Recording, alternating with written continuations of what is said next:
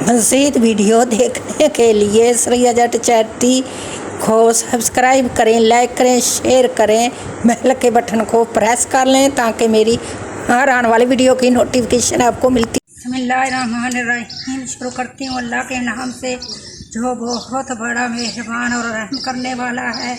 तो जी अस्सलाम वालेकुम रहमतुल्लाहि व बरकातुहू। क्या हाल है आप सब बहन भाइयों का? उम्मीद है कि आप सब ठीक ठाक होंगे। अल्लाह के फजल करम से मैं भी ठीक हूँ। तो जी आज मैं आपको एक ऐसी फैमिली से मिलाती हूँ जो बहुत ही गरीब फैमिली है, दुखी बहन है। आइए उनसे बात करते हैं।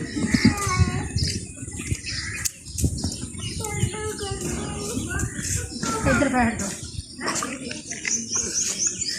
जी अस्सलाम वालेकुम। वालेकुम सलाम। हाँ जी, की हाल है बहन? ठीक बाजी, तुसीं सुनाओ? हाँ जी, मैं भी ठीक ठाक हाँ। ते और सुनाओ, थोड़ा मियाँ की करता है? मेहनत मजदूरी करता, कभी लगी कभी ना लगी। छोटे छोटे बच्चे, इतनी महंगाई है पूरी नहीं पड़ती। कभी खाने आ कभी भुखे रह जाने आ। ये हार्ट का मरीज ज़्यादा काम भी नहीं कर सकते। अल्लाह ताला आप रहम करे आप पे। तो अब फिर आपके चूल्हे का कैसे गुजर बसर हो रहा है? कभी खा लेने आ कभी भुखे बच्चे सौ जाते हैं। कोई नहीं ख्याल हो रहा, कोई घर का सिस्टम सही नहीं चल रहा बाजी। तो घर अपना? नहीं बाजी, साਡਾ अपना घर नहीं है, किसी के घर बैठे हैं। अच्छा अच्छा। तो इनका घर भी नहीं है क्या? इसका बहन का कहना है कि हम किसी के घर में बैठे हैं। ठीक है, तो आप कुछ करती हैं? बाजी कभी किसी के घर काम लग गया तो कर लेदा, नहीं तो कोई नहीं। निक्के निक्के बच्चे ने, बच्चे संभालिए, काम करिए, की करिए। अच्छा, तो सिलाई वगैरह कर लेंदे हो? नहीं बाजी कोई नहीं। बंदा मेरा हार्ट का मरीज़ है, मैं आप शुगर की मरीज़ हाँ। कोई काम नहीं होंगे। निक्के निक्के बच्चे ने, कभी किसी को जाके बर्तन धो लिया, कभी किसी ने काम आके तो कर लेने, तो कर ही रह जाने। अच्छा, तो इलाज कराया आपने इसका? हाँ जी, पहले कराया कि हम पैसे नहीं है, इलाज भी कोई नहीं करते पे। अच्छा हाँ जी। ये बच्चे तेरे स्कूल पढ़ते हैं? हाँ जी, वड्डे स्कूल भेजीदा तो छोटे को नहीं पढ़ता। अच्छा अच्छा। थे स्कूल पढ़ना है बेटा? क्यों नहीं पढ़ता स्कूल? जिते जगह नहीं कितने जाने, 2 दिन पढ़ता फिर छुट्टी हो जाती, फिर आ जाएगा। घर अपना हो तो पढ़ाई है। पहले उत्थे दाखिल किया, उत्थे कोई थोड़ा जिन्ना पढ़िया, फिर उत्थे नौकरी तो जवाब हो गया, फिर हम घर फिर कोई नहीं पढ़ता, कभी कितने कभी कितने। अच्छा, अपना घर हो तो फिर। और कोई सारा कोई ਤੁਹਾਡਾ कारोबार या कोई जमीन कोई बिजनेस वगैरह? कोई कारोबार नहीं है। इन्हों का अबू दिल का मरीज है, मैं आप शुगर की मरीज, कोई कारोबार नहीं है।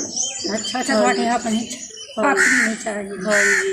अच्छा, हम थानू अगर मेरे प्यारे बहन भाई जेड़े जेड़े सुन रहे हैं, जहाँ जहाँ तक मेरी आवाज़ आ रही है, जो जो मेरे चाहने वाले हैं, इस बहन की ज़रूर मदद कीजिएगा। तो अगर कोई बहन भाई आपकी मदद करे तो आपको क्या क्या चाहिए? बाकी घर बस की चीज़ नहीं चाहिए, हर चीज़ चाहिए होंगी। अच्छा, जी मदद कर सके उन्होंने बड़ी मेहरबानी। अच्छा, मकान वगैरह कोई कमरा छोटा? हाँ जी, कोई मकान कोई घर लग जाए तो बड़ी मेहरबानी कर दी। ठीक हो गया जी। ठीक है जी, ये बहन किसी के घर में बैठी है, ये देख सकते हैं इसका भी व्यू। वो सामने इनका किचन है और ये इनका चूल्हा है, इधर खाना बनाती है। और एक ये साथ वालों ने एक छोटा सा कमरा दिया हुआ है, जिसमें वो रहती है। अब वो घर नहीं, इसलिए हम उधर नहीं जा रहे। तो ये देख सकते हैं इनका रहन सहन। और इंशाल्लाह ताला उम्मीद है कि आप सब इसकी सपोर्ट करेंगे। तो बहुत ही गरीब है, दोनों मियाँ बीवी बीमार है, मरीज़ है। तो इनके मियाँ का इलाज होने वाला है, वो भी कहती है कि इलाज नहीं हम करवा सके, जब तक पैसे तो हमने करवा लिया, उसके आगे पैसे ख़त्म हो गए तो इलाज नहीं करवा सके। तो ये ठीक है, अल्लाह पाकिस्तान।